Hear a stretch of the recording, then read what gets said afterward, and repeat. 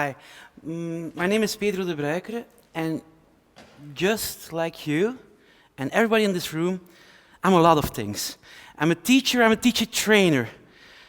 I'm an educational scientist and researcher. I'm a former pupil and a lifelong student. But I want to ask you something. Do you remember that life-changing, breathtaking, incredible moment you first learned how to ride a bike? Well, I remember. I was 6 years old, and it was my grandmother who taught me. It was in the driveway nearby her house, and man, I was scared. And to be honest, I was quite angry at my grandmother because she had let me go. I still was thinking she was taking control of me, but suddenly I was driving a bike, and 2 seconds after that I was angry. I thought, the world is mine. Now, this is a defining learning moment, and I know I should drive my bike more often nowadays, but when this was happening, it was a key element needed, because I needed to trust my grandmother, that she wouldn't let me fall. But also, she needed trust in me, knowing that I will be able to drive my bike. But trust is getting a bit rusty lately.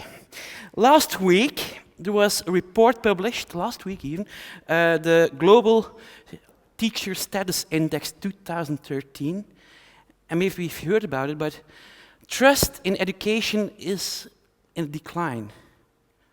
Very rapidly decline.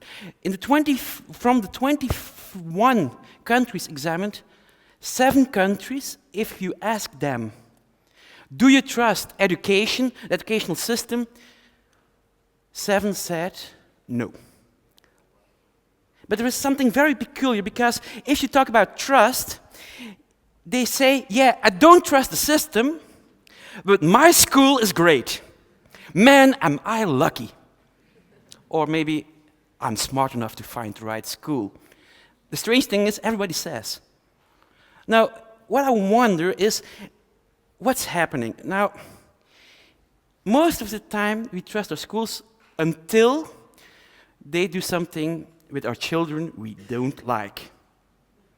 You recognize this? Yeah, I've got a great school, public school, math, I don't know, but the teacher of my son has flunked him.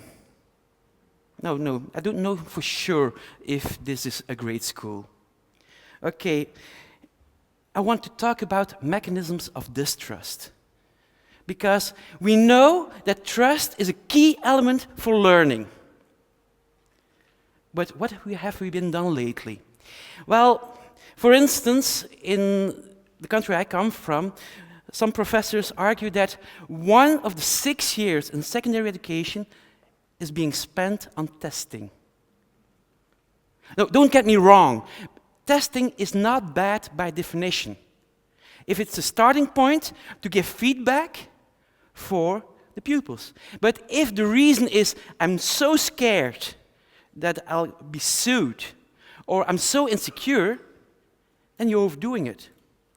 Same thing is happening with teachers. In a lot of countries, and if I look to the report of last week, a lot of people are saying, we should control the teachers more often. And maybe we can work with standardized tests, so we know which teachers are doing a good job and which ones are doing a bad job. And maybe, just maybe, we can pay the good teachers a bit more.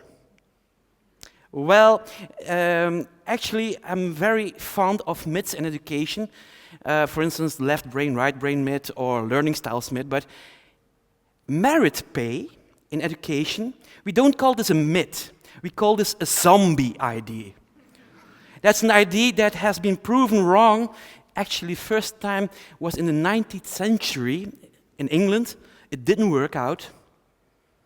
But we can't kill the idea. It's a zombie. Now, I think it's strange, because somebody is thinking at that moment that we have good teachers who have great lesson plans in their cupboard, And they say, no, I won't use this lesson plan because you don't pay me enough. That's not the teachers I know, actually. Because a great teacher looks at the child and only wants one thing, that the child succeeds. So he will use the lesson plan that's the best to his abilities. Now, if we look at all those mechanisms of distrust, the intentions are good. Testing isn't bad if you do it for the right reason. You know, we pay a lot to education, so it's normal we want quality. I think the intentions are good, but the balance is off. Now, so you think you can change education. Yeah, everybody wants to. But it has proven to be damn wrong, or no, damn difficult. Now, I want to show you a scheme. I didn't invent it. I'm not smart enough for this one. But it's inspired by Frank Simon, Larry Cuban, and other historical educationalists. And it's bad news for policymakers. This is a couple of decades in education. And you see the top line, well, that's the Secretary of Education or the Minister of Education. Well, every line is another one. And he has a new plan. And so, time and time again, we get new ideas, great, with the best of intentions.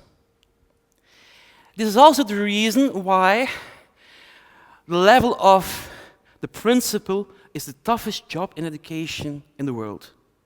Because they are stuck between two different speeds. Now, you could get me wrong, because if you have a bad character, you could think that underneath, in the micro level, nothing ever changes. That's wrong, because it's no revolution, but a steady evolution. You know, if you're a teacher, you are stuck with a year program. You can't change things overnight. You need to develop. Other people need to develop stuff you can use. But if every time somebody says, you have to change this, you have to change this, a teacher is in trouble. So what I would like to suggest is to remember what school means. Do you remember what school means? I'm not that good in Old Greek, but the original meaning, and pupils will hate me for this, the original meaning of school means leisure time or free time. Yeah, really. But it's not the same meaning we have. It means free of economic value. It means that a school is a place where time stops. Because you get free time to experiment. You get free time to fail. You get free time to learn. So what I want to suggest is, let us flip the scheme. Do you know what minister means? The original meaning is servant. Hi, policymakers. And we all know what secretary means, okay? So, even if you're a state secretary. Now, I think the micro level, the classroom, needs support. So, the principals need support so they can support the teachers. And then it's important to build up trust. But what constitutes trust? If you look at literature, there are a couple of elements. You have, for instance, competence. We need great teachers. We need great principals. And I know that we have great politicians. We need compassion. I know we have compassionate teachers. I sure met a lot of compassionate principals. Politicians, I think they are compassionate too, really. And we need integrity of all parts in education, of all actors. Now, this is what we need for pupils. You know, I do think pupils are very competent, can be very compassionate, have integrity, but they don't get paid. So we can't expect them to be. No, we need it from teachers. We need it from schools. We need it from policymakers. Now, do you remember that 6-year-old boy who learned how to drive a bike? To be honest, he had the odds against him. But still, I'm a lot of things.